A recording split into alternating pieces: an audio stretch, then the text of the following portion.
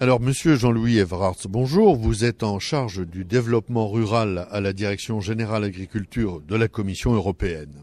Ma première question pour nos auditeurs qui ne savent pas forcément ce qu'est la PAC, autrement dit la politique agricole commune, pouvez-vous nous expliquer en quelques mots qu'est-ce qu'elle est aujourd'hui ?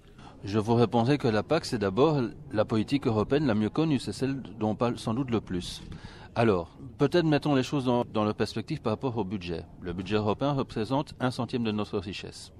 Donc 1/100 de notre richesse est mobilisé par l'Europe et son fonctionnement. Et à l'intérieur de ce centième, la politique agricole commune représente un gros tiers. Donc concrètement, pour le citoyen, la politique agricole commune et de développement rural, ce n'est que entre 3 et 4 millièmes de sa richesse. C'est relativement peu. Je comprends mal qu'on puisse dire que c'est exorbitant. Aujourd'hui, la dénomination officielle de la PAC, c'est la politique agricole commune et de développement rural. Dans notre jargon, nous parlons de 2 piliers. Un pilier qui est l'héritage direct de la politique de marché, et dans l'autre pilier qui est celui du développement rural, qui lui-même contient un ensemble de mesures, de formes de soutien, qui s'adressent aussi bien aux filières agricoles et forestières qu'aux territoires ruraux et aux collectivités. Alors, je reviens sur la politique agricole commune, donc ce premier pilier, qui a énormément évolué. Quand on parle avec des profanes de la politique agricole commune, un ami dans un dîner, tiens, qu'est-ce que tu sais de la politique agricole commune? Il répondra, c'est les choux-fleurs brûlés au kérosène, c'est les stocks de beurre dégoulinant. Ces choses-là n'existent plus. La forme de soutien actuelle vise justement à soutenir un secteur sans que ce soutien soit lié à la production. Donc, sans que la forme de soutien conduise l'agriculteur à vouloir produire plus et toujours plus. Et d'une certaine façon, aujourd'hui, la politique agricole commune, pour l'agriculteur, c'est d'abord une aide directe, proportionnelle à la surface qu'il exploite. Donc, c'est un complément de revenu à son travail. Ensuite, je voulais parler du second pilier. Le second pilier, c'est donc cette politique de développement rural.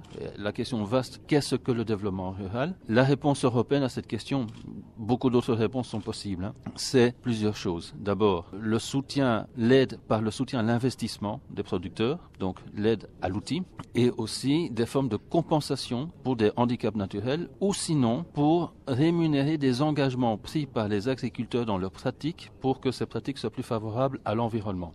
Et donc là aussi, on coupe une aile à une canard. La PAC ne vise pas explicitement à encourager une agriculture productiviste. Justement au contraire, les mesures que nous promouvons sont des mesures qui visent à atténuer les effets environnementaux de la pratique agricole. Et puis enfin, quand on parle de développement rural, le développement rural est aussi une approche de soutien, de développement territorial, de diversification et d'aide aux collectivités dans leurs projets. Et aussi aux entreprises locales, aux petites entreprises. Aussi un volet de soutien aux PME. Mais ces pistes donc de ce deuxième pilier, ces pistes de créativité, de diversification, de valeur ajoutée, sont également accompagnées de règles et de contraintes. Bien entendu. Moi, je ne suis qu'un petit fonctionnaire et ma référence, c'est le règlement. Toujours le règlement, rien que le règlement. Toutes les politiques sont effectivement définies dans le cadre de règlements. Alors, dans le cadre du développement rural, il y a un règlement. C'est le FEADER qui le finance, le Fonds européen pour l'agriculture et le développement rural. Et dans ce cadre-là, comme nous l'avons dit ce matin, on peut considérer que c'est une boîte à outils. Je suis entrepreneur, je suis une collectivité, je suis une association, je suis agriculteur, j'ai un projet d'investissement, j'ai un projet d'engagement par rapport à l'environnement. Comment je peux être soutenu dans ce cadre-là? Alors évidemment, dès qu'on parle de distribution de deniers publics, eh bien, on parle d'une typologie du bénéficiaire, on parle de règles par rapport à l'éligibilité.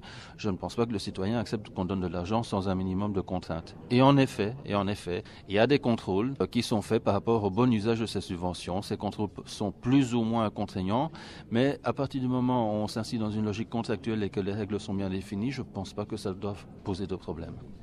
Monsieur Everhardt, une dernière question. Que pensez-vous, c'est l'objet d'ailleurs de la réunion d'aujourd'hui, que pensez-vous de l'initiative du Conseil général de la Moselle d'associer dans un futur proche le tourisme et l'agriculture ? J'ai envie de dire simplement c'est une bonne idée. Maintenant, essayons d'aller un peu plus loin. Il ne faut pas perdre de vue que l'agriculteur est d'abord un agriculteur. Bon.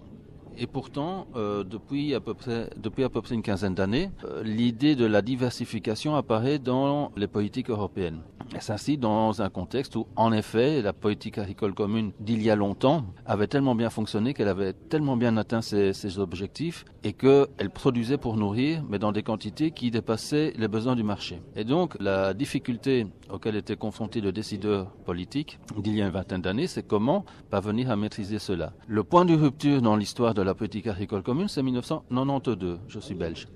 1992. Et ce point de rupture a fait que, en effet, la forme de soutien au secteur agricole a varié fondamentalement pour ne plus encourager la production. Et fatalement, il y a une certaine part de responsabilité qui était assumée en se disant il faut offrir aux agriculteurs des alternatives dans l'activité professionnelle. Donc la diversification s'entendait par la possibilité que les agriculteurs exploitent leur patrimoine, leurs compétences, leur savoir-faire et finalement offrent une autre forme d'agriculture. C'est à partir de cette époque-là qu'on commence à parler de tourisme vert, de vente à la ferme, etc., etc. Donc, ce qu'on peut constater, c'est que toutes les régions ne sont pas égales de ce point de vue-là. Et qu'il y a sans doute des régions où il y a un potentiel qui n'est pas encore suffisamment exploité.